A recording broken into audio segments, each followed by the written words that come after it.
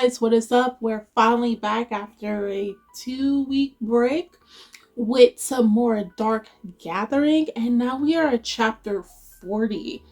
And you guys were right when you said this particular arc or this moment dealing with the red dress was going to get a lot darker.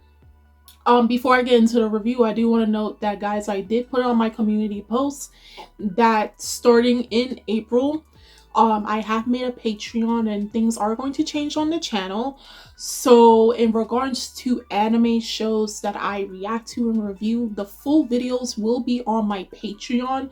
So once you become a member there, you can see the full videos. The edited reaction videos now will be uploaded here on my channel. And in regards to manga reviews, the full videos will be up here on YouTube. Of course, they will be a little edited and everything, but for manga at least, they will be solely uploaded here onto YouTube. But anime shows, full reviews, full reaction / review videos will be on my Patreon now going forward.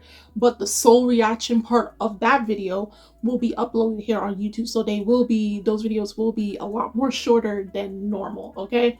So my Patreon page is in the description box, so you guys can click on that as well as all the other links down below.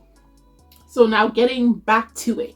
As we remember from chapter 39, after they went to the shrine, thinking, that was where a ghost that helped with the neck ailments or anything of that sort, something attached itself to Keitaro. And remember the scar he got from Castle H?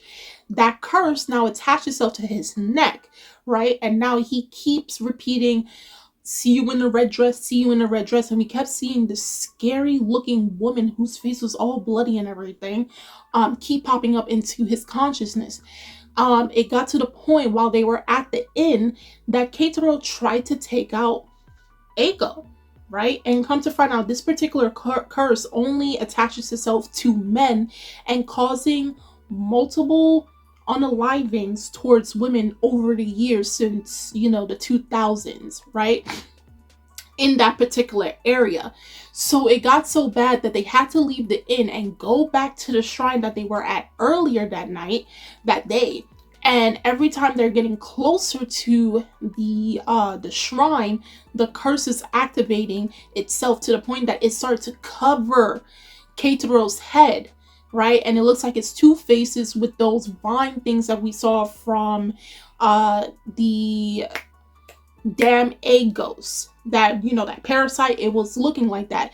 So by the time they got to the shrine and everything, and they saw with Keitaro and everything, what Yayoi did was she used the finger puppet to cut off the curse head that was attaching itself to Keitaro. And obviously, remember, they did bound his hand so he doesn't try to attack either of them. So what they did was, now they're trying to find a location of where the curse is strongest at. And what Yayoi did was get a piece of string and then attach damn A's particles, the parasites, so it can start locating. Instead of using like a 5 yen coin and everything, she used like the actual ghost to pin locate where on the map that they're currently on, to find where the curse is and where it's strongest at, to find the exact location so they can go and exercise it and free Keitaro from this curse, right? Because also remember that this same curse, once it attaches itself to a man, is going to drive him to commit these atrocities, and then eventually it will end up unaliving him too. It will make it look like some unnatural tumor formed in his brain, and then it'll also off him too, until the curse attaches itself again to another man, and then he goes on committing more atrocious acts as well. So they decide to go drive because they can't leave him in the car by himself, because who knows if he's going to break free. But once Yayoi was able to cut off the double head curse part, she had to wrap around like a black rope and I guess a seal to kind of slow down the process until they got to where they're at. So eventually they managed to reach back to the shrine, and while they're going there, we have where Aiko now has to find the exact location in that area where the curse is the most strongest. So while she's searching, Yayoi is staying with Keitaro to make sure that, like, okay, he doesn't break free and to stop it from spreading. So it starts spreading again because they're very close to the actual location. And then every time she's cutting the curse and everything, it's like, red dress, and it's seeping into his consciousness.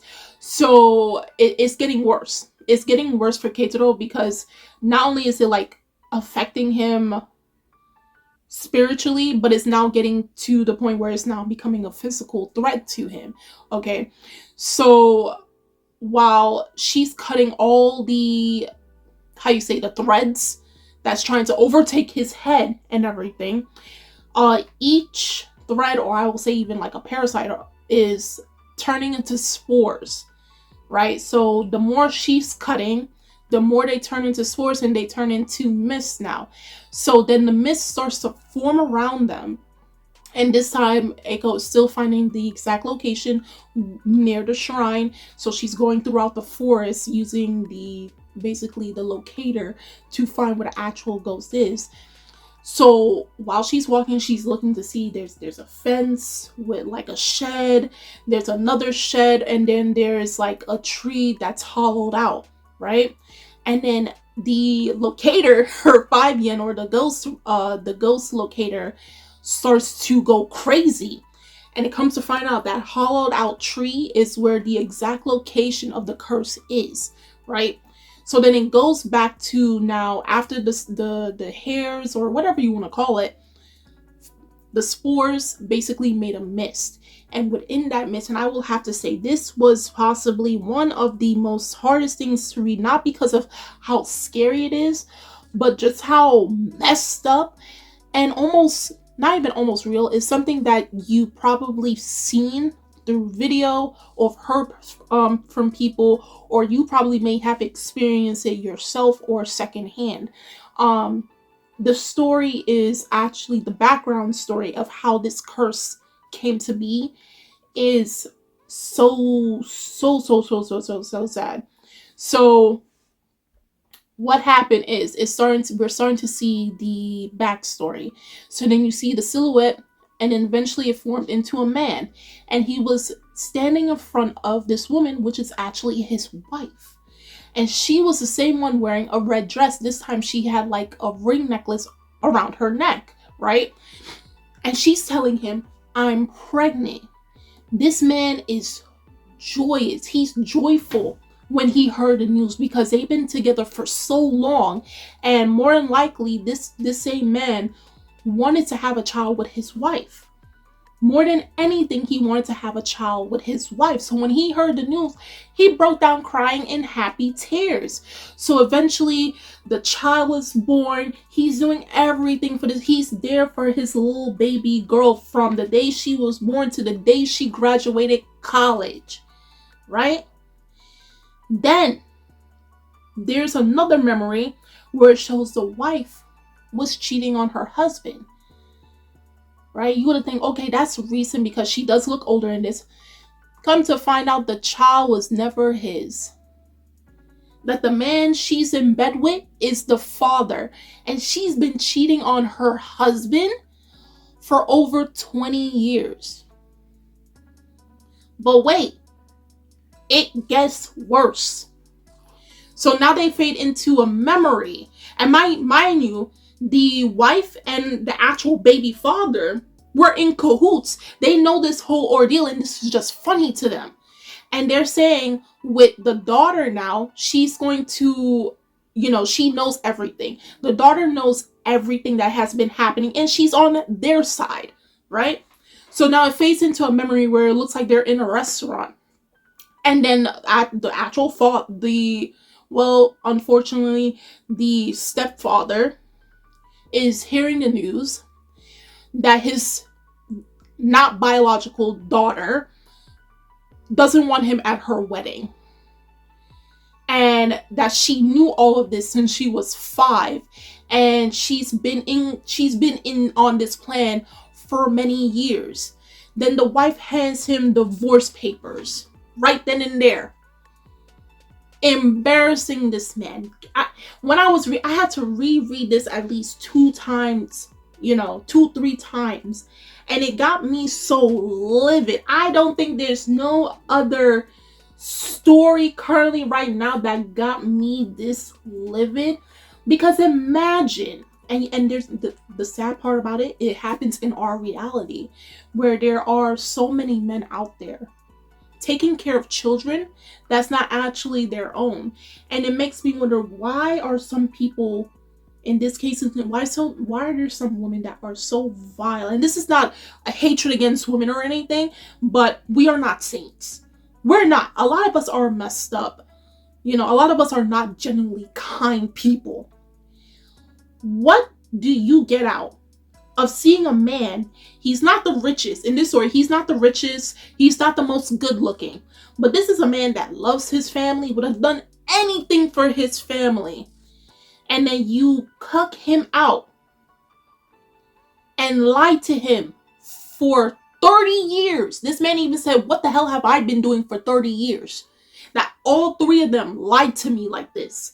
What did he do for you to tell him that, 1, you're pregnant, and 2, this is his child, when really it wasn't? And that plays into our reality, where there are so much, unfortunately, fathers out there, and it will never stop making them a father, because they genuinely love their family, they love their children, who gets destroyed from a lie that could have been prevented. And no excuse in the world that you can say as the parent of that child can rectify your reasons for lying to the other person about a child that was never their own to begin with. So it was very painful to read that. I mean, it never happened to me, but to hear stories or see stories that people put online and that happens to them, and how, the man in the situation who played father for many years breaks down, it not only destroys you mentally, it destroys you emotionally, and I can put money on this. It destroys you spiritually. And that's why I'm a firm believer, you don't go messing with people, because you don't know what they're going to do. And in this chapter, we saw exactly what this devastated, I still would call him a father, this devastated, broken father exactly did. So on the day of his daughter's wedding, there was blood all over the place. This man went to the wedding venue. This man was so broken. And yes, I don't condemn for him taking out everybody at that wedding venue, but at the same time, I think it was justified. I know that sounds crazy coming out of my mouth, but you just don't do people that dirty. You don't, especially even if it was justified, leave them alone. Do not play with people's emotions. He went to that wedding venue. He K-word all the attendees. The actual biological father, limbs separated. He was split in half. And then he took the ex-wife and the daughter, and that same tree, that hollow out dead tree, he brought them there.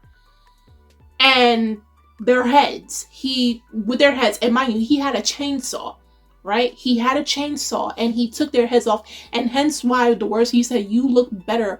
The daughter's name is Ayako. You look better in a red dress than you ever did in white. Same thing to the ex-wife, right? And she died with still the ring, the necklace ring around her neck, right? And then eventually he took himself out. He couldn't deal with the burdens and everything, because he's like, what I did was so wrong, and he admits that it's wrong, but like, at that point, this man was going insane. And he's like, it's not fair. It's not fair. So he took himself out, and he's like, I hope even with me passing, forever, carry on my grief forever to make an honest world. And he took himself out. And then the curse lingered in the necklace with the ring attached onto it, and kept doing these things over the years, where it would attach itself, this curse, which is actually the pride father, the one lied to, attaches himself to men and attacks women. Okay, so his spirit is no longer in the world, but the curse was so strong enough that it would attach itself to people. So once that, whole backstory was finished and everything, we see where the threads extended from Keitaro's neck down to his arms, and then he went on the attack. It was starting to control him, and he tried to go and choke out Yayoi. Eventually, Eiko was able to find a ring, right? She tried to break it, snap it, but she couldn't. So what she did was she went back onto the road. She took off the metal, how you say, to go into the sewer or something like that, the metal plate. Put the ring under the metal plate, got in the car, and ran through the metal plate, crushing the ring, and then the curse was automatically lifted. And now Keitaro is free. One thing I particularly, and it seems very one-dimensional, but then again, it's coming from a character that's not, hasn't really dealt with the world overall and see a lot of the atrocities that humans can truly do that's outside of supernatural. Yayoi said that, like, even though, what happened to you, people are terribly cruel, you aren't allowed to maim and K-word of people because of that. She is right about that. But it goes so much deeper than that. No one should take out another person, snipe their life out.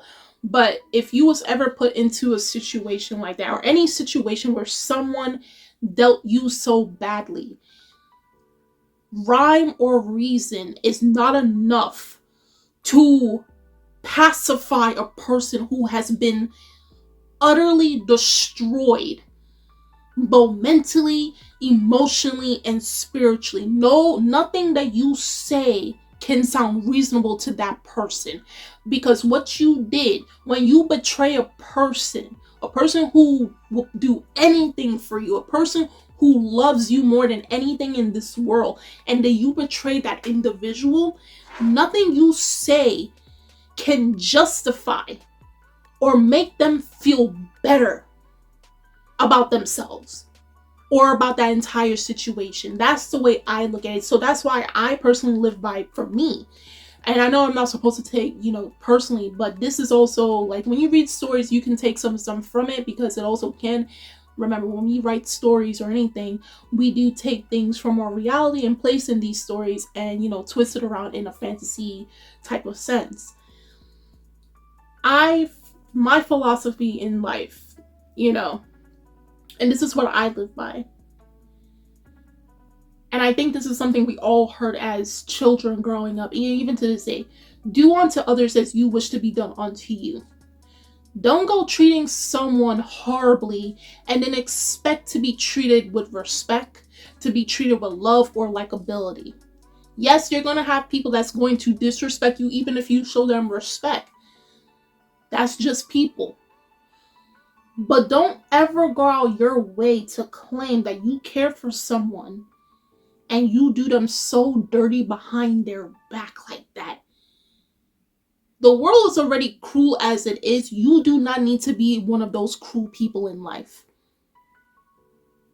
You don't need to. It doesn't take nothing out of an individual to be kind and show kind. It does absolutely nothing to you.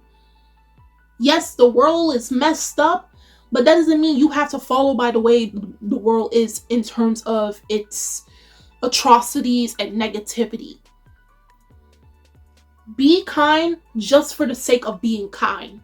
Be a righteous person just for the sake of it, not because you can gain something out of it. And it's lost on a lot of people, unfortunately. Like, I saw a TikTok video where this lady was talking about this world doesn't have a lot of kind people. And then when you do have generally kind people, we go thinking that, everyone else is kind. And I can say for a fact that I fell victim to that. I thought in this world there was a lot of kind people, and there probably is.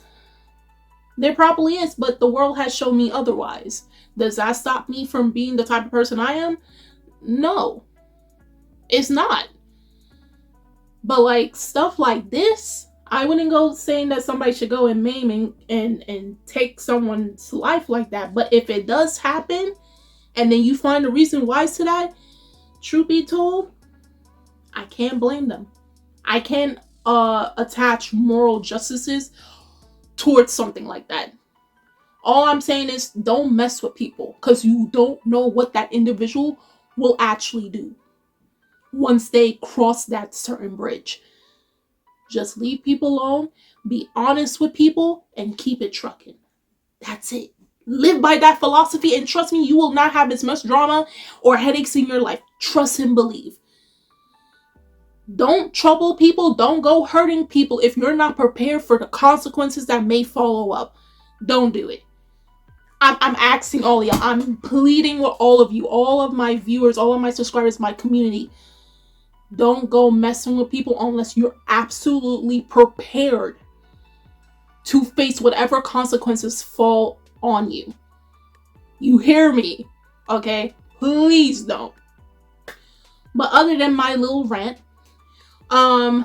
the curse is eliminated and everything. They managed to defeat Keitaro, and they managed to basically, out of all the 5 spots in Kyoto, this is the second spot that has fallen, so they took out the curse. They still have several others included, as well as the 3 major spots, but they're good. The way this chapter ended, I did not expect it to end like that, right? So while they're leaving, we see where, I like to call him Eiko the Face Stealer, even though that's not his real name. But while he's speaking, because he knows everything that was happening there, he's speaking saying that, like, can you hear me, brother? And that for 1,000 years, right, he and his brother have been using other people's curses, including the one they just dealt with, to lure people to that spot. The same spot that many people think was a blessing. Many visitors come to that particular shrine for blessings to deal with neck ailments, but technically they're being cursed, right? So he purposely led them, him and his brother, Eiko, or Monkey Ghost, Monkey Plushie, led them to that particular spot so they can go and eat the people, either it's their souls or eat them overall. And then he goes on to say, by doing so, it's helping him to revive. So my thing is, by continuously doing this for 1,000 years, both he and his brother, and I'm guessing with the last of it being Keitaro, I don't know if it's amplifying some power or because they actually broke the curse, but the form that we saw at least Eiko the Ghost, probably isn't his true form, right? So, and then the brother he's talking about is, there's this little mound of dirt with, like, there's you see the white cloak thing that they use for, like, tying spirits or to bound them. It's around this little plant wrapped around. So that must be the brother of the monkey plushie. And he's talking about their revival is near. So you mean to tell me, when we thought we dealt with Eiko the Face Stealer and Yayoi dealt with him accordingly, you mean to tell me there's more? It's not only him, but there's another ghost that he claims to be a brother, and that soon these two are going to revive and cause mayhem. That it's basically going to be a bloodbath once these two are at full power. Why did none of y'all tell me this? What do you mean their revival is almost here? What? So you mean to tell me so we have to deal with Eyes God. We have to deal with Spectra of Death. We have to deal with the body stealing ghost, all in Kyoto. And now these two ghosts from the face stealing and then its brother are about to get back to their original forms soon. And the catalyst was basically possibly the curse in that same shrine. The curse has been... Y'all did not prepare me for this. Y'all did not put that... This is too much for all three of them, bro. This is too much. The biggest threat is the god, but now we got another side quest in the Kyoto arc. But nonetheless, guys, do tell me in the comment section below on how you felt about chapter 40 of Dark Gathering. What do you get from it? How do you feel about the views of seeing, especially with the poor man that was lied to for 3 decades about his family?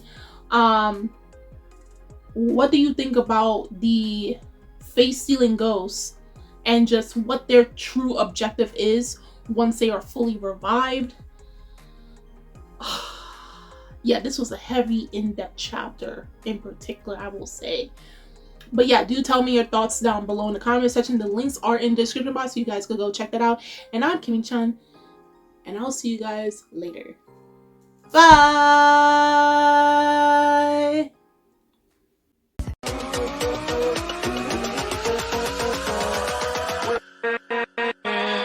With